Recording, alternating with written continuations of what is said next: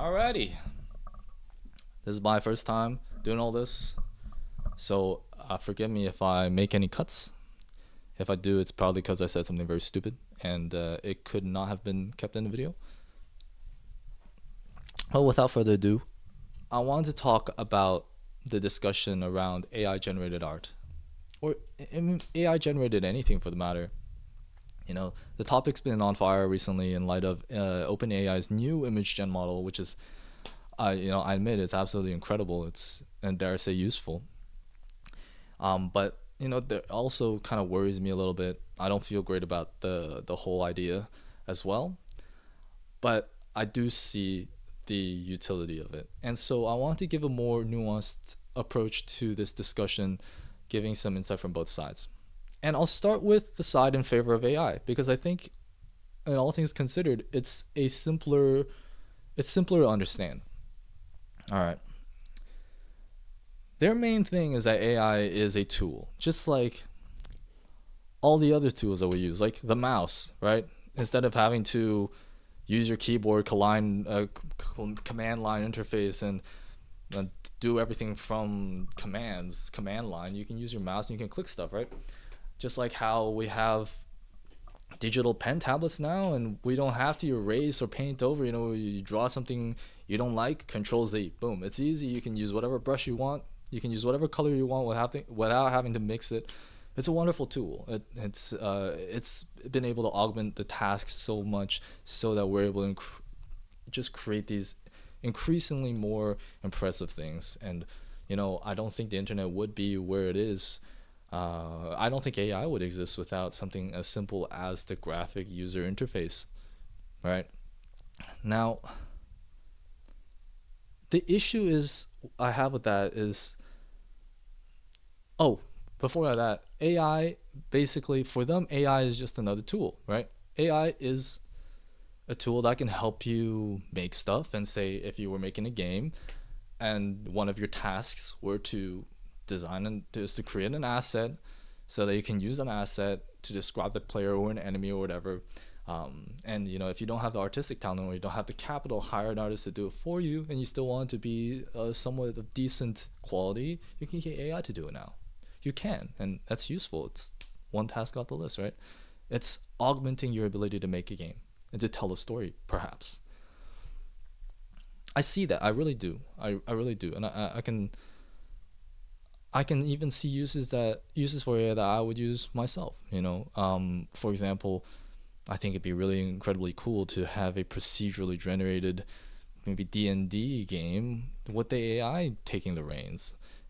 It maybe just make the whole D&D game more accessible to everybody without having to spend the hours planning and all that. If you just want a casual game, you can use AI. But the issue I have with the argument about AI being just a tool is that it's not just a tool.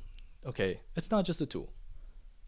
You can use it like a tool, and it will be a tool, but it is not just strictly a tool. And the most clear example I can give about that is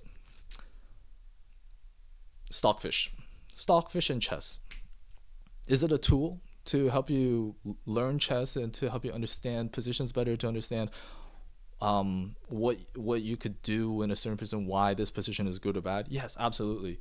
Could use it to search for the best possible move, to train your brain to think better in terms of chess, and to make your brain think more moves ahead. Absolutely, yes. Can you use it to play chess for you in your place so that you win every time? Yes. And that's the issue. AI can replace you doing the task completely, and in that scenario, it's no longer just a tool, right? It's replacing you. It's the same thing for AI generated art. Man, if your end goal was to make a game and art was just this throwaway thing that you don't like, it's just like a tedious task to you, yes, generating art for it to generate an art piece for you, it is a tool. But if your goal is to make art and you use it to generate art, bro, that's not a tool. That's just your replacement. And so I don't think you can classify our AI as strictly a tool. It's not just strictly a tool, right? It's not just strictly a tool in that sense. You might not be convinced though. You could say, hey, well, you did mention a case where it was just a tool. You were making a game, you used AI to generate an art piece for you, and in that case, it's a tool. And yeah, it's true. In the current form, I think if that's your goal, then it is a tool for you. But AI is getting better and better every day. And what's to say it can't help you design the game? Maybe it could. So then you take another step back and say, hey, look, if you can make the entire game, graphics, assets, coding, and design and wireframe, right? And maybe even story. Okay, then I can just have, all I have to do is think about what kind of game I want to make. What kind of game would do well? What kind of game would maybe improve the lives of everybody playing it? I'll think about that. So that's a higher level task that you can do when AI is taking care of the lower level tasks. But what if AI is able to do that part for you as well? AI can analyze what people would want most, what would improve the lives of people playing the game most. It's able to do that for you. Okay, then what do you have to do after that? Nothing. It's replaced every part of the process for you, right? And that's what I find scary about it.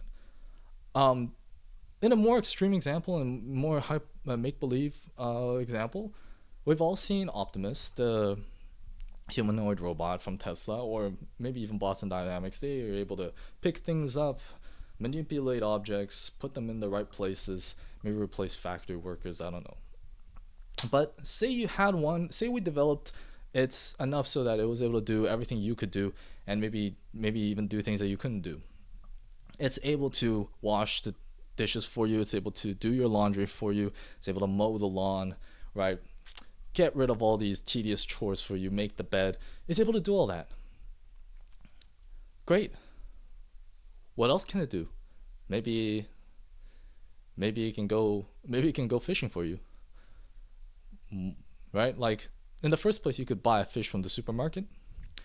So why go fishing in the first place? But even if say your dad wanted to go fishing and you're like, you know what?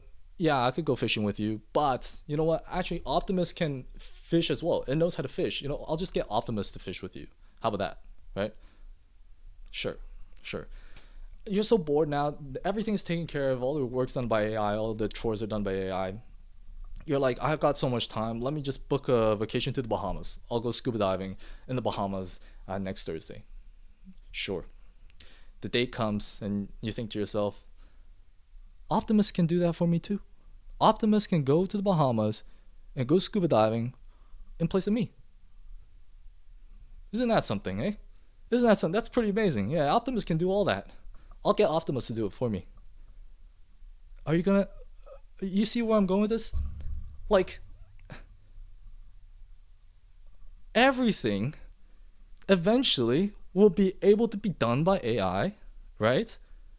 And we have to separate the things that are like genuine tedious tasks and things that are just like hell to do versus the things that make life worth living, the things that make you feel alive, the experiences that should be reserved for humans to do, to experience, and to live, right? And why I think this whole AI generated art debate is such a hot topic is that it's such a big area of contention is because art is literally, I think most of art is on the side of things that should be enjoyed and be done by humans. It should be experienced by humans, right? It should be. We need to draw that line, right? We need to figure out what are the tasks that should be done by people and what are the things that should be done by robots.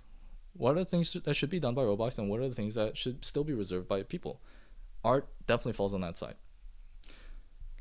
And that's why I think there's such a big backlash on AI generated art and why it shouldn't be done. Now, that's point number one. That we should be careful about what we delegate to AI.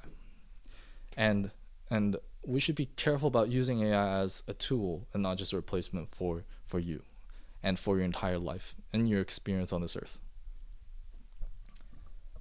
The second thing I want to talk about is human effort, human limitation, and the inherent value of it. The best story example I can give is David versus Goliath. All right, David versus Goliath. It's a timeless tale and very famous one at that, but it's only that because David beat Goliath, right? David, this small little kid, beat monstrous behemoth, man. David beat him. That's like an incredible thing. But it's incredible because of David's limitations. David's not a soldier. David's a little kid. He's not even a man, right? He's got nothing but like a rock in his hand. And he beat Goliath. Big, scary mercenary. Was probably won like 1,000 1v1s. Probably killed 10,000 people. But we never hear about Goliath killing all these guys. We hear about David killing Goliath. And it's because of David's limitations. So I think limitation is really important. Limitation is important because it gives rise to human effort, and through human effort comes value. You don't watch Magnus Carlsen versus Hikaru. I'm sorry, that's all I know. I don't know much chess, but you don't watch them because they're bots. They're superhuman. You watch them because they're human. They have limitations. They're prone to faltering. They're prone to blundering. They're prone to mistakes and emotions. But that's what makes them interesting, right? Once in a while, you could watch a bot game, and it's cool. It's cool, but it gets old real quick. You know what doesn't get old? Limited humans. Humans that make mistakes. That's what never gets old, right? Look, if you didn't have any limitations, then there would be no game. There would be no game. Why don't you just give every chess master a mini stockfish and see what they do with that? You know, like stockfish enhanced chess. That's pointless, man. Like, it's just, there's no game when you do that. There's no game. It'd be the same thing as getting two stockfish to play against one another, right?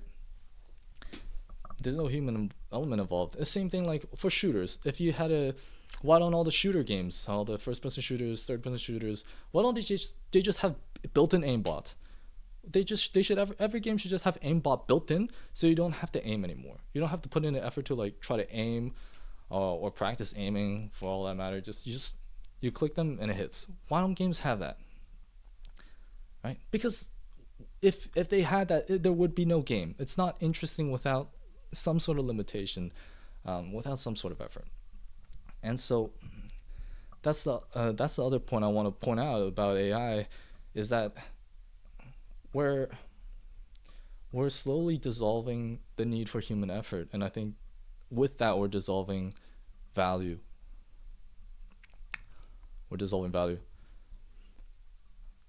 I'll say this.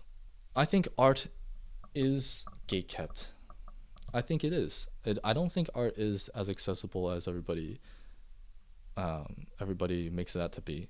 Yes, everybody can pick up a pencil and learn how to draw, but bro, that takes sacrifice. It's like, art is so fucking hard. Art is so hard. I'm an artist. I'm trying to be an artist. I don't know if I can call myself an artist. I'm not that good. I'll post some pictures up here just to show you, like, just for proof that I do draw. I'm not great. I'm getting better. I'll get pretty good one day. I'm sure of it. But art, what I'm saying is art is so freaking hard, man. It's so freaking hard. Like, I don't think people understand. People take for granted what we have today. Today, in the present day, modern day, is the pinnacle of artistic skill and expression. We never had this, man, before.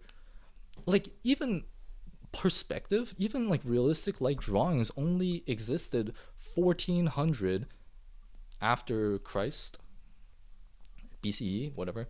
1400 years after that point did we get perspective. Before that, it was all just globular, symbolic hands on a cave, right? Egyptians had their eyes facing the wrong way. Art is a human marvel. Like, I don't think people understand how far we've come with it, and how big of like a thing it actually is. And I don't think people understand how far modern day artists have gone to do what they do. Like a decent artist in today's era is is an absolute anomaly when we're taking a look at human history. It's incredible what we're able to do. The illustrations, the worlds, the characters they're able to depict and make, like holy fuck, it's crazy. And other people realize how hard it actually is. So yes, art is gatekept. Art is gatekept. It's hard. I don't think anybody can just pick up a pen and draw. It's not accessible, but it's not inaccessible due to talent, some sort of inherent talent for it. I don't think really there's any artist unless you're like some autistic savant, right? And in that case, you're there are savants for everything. You're like human calculator, special case. But like normal people, I don't think anyone has a very specific talent for it. People have to work hard to get to where they do, to get to the point to do what they do. Art is about passion. Art is gatekept by passion. It's not by talent. It's gatekept by passion. Only the people that care enough to learn it and to painstakingly spend, I don't fucking know, 24 hours on a painting. Like that's how much time somebody spends on a game, right? Finishing an entire game. 24 fucking hours. I think some people spend that finishing an illustration to make it look as gorgeous as it possibly could. It's gatekept by passion like that. And is that a bad thing? I don't think so. I don't think that's a bad thing at all. Why would we want our feeds, our forums filled with art made by people that don't even really care about what it is they made? I wouldn't want that. I don't actually think anybody wants that.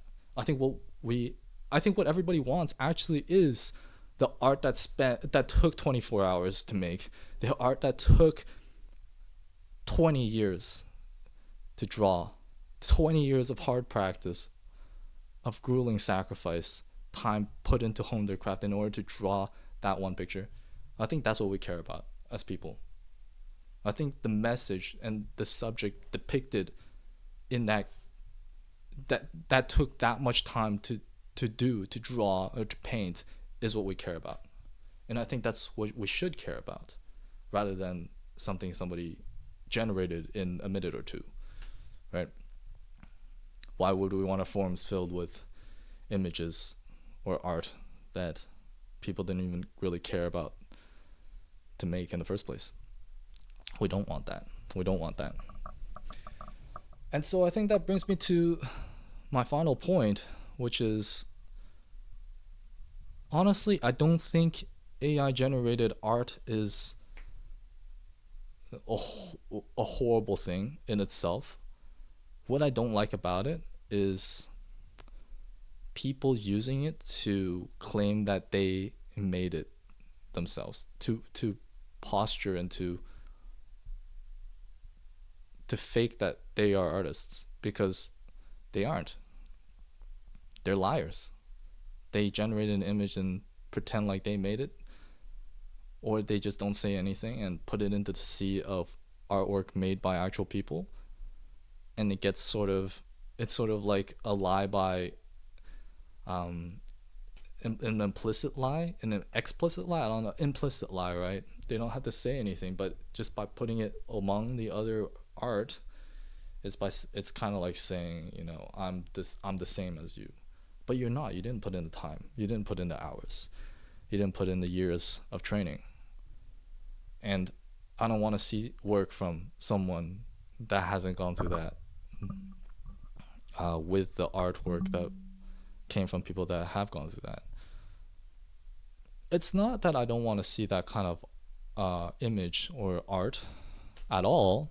I think it's cool. I do want to see myself as a Ghibli character. I put my face in there and I said, hey, make me a Ghibli character. I saw myself. I hated it. But that's because maybe I don't like the way I look. I don't know. Maybe I didn't like the way it generated my image. But the thing is, I thought it was cool. There's a time and place for it, but I don't want it to be lumped in with art that was made meticulously by people who spend actual hours and effort and passion and love to make whatever it is they made. I want to be able to tell whether something is AI generated or made by a person, even if I cannot tell if something is made by an AI or made by a person. Okay? So AI is getting to the point where it's good enough that people can't tell anymore whether it's a real photograph or it's just a generated image, or if it was a real painting or it was a generated painting. We're getting to the point where we can't tell, but I think everybody should have the privilege of knowing whether or not something was generated or if something was made by a real person. I think that's important going into the future, into a future where AI just gets more and more powerful. It solves more and more problems, real problems, right? But at the same time, artists and other creators and people like Magnus are still credited for their hard work and skill and dedication, right? If everybody was cheating at chess, then there would be no place for Magnus. But it's specifically because we're so against cheaters in the chess world that people like Magnus and people like Hikaru are able to shine, and you know, deservedly, they are allowed to shine. I think the same should be for artists and for creators.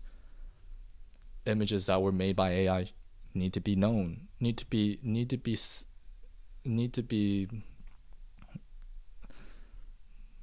to have a way to show that they were made by AI. I don't know how that's going to work, but I think that's probably the most important thing going into the future.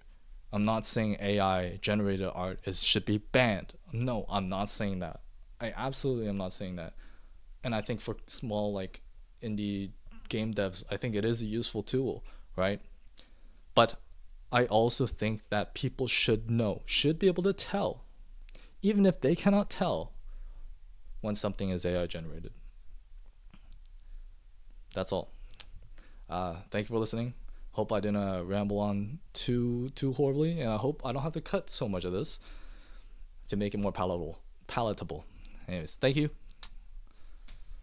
Hope that gives a more nuanced take on the whole thing.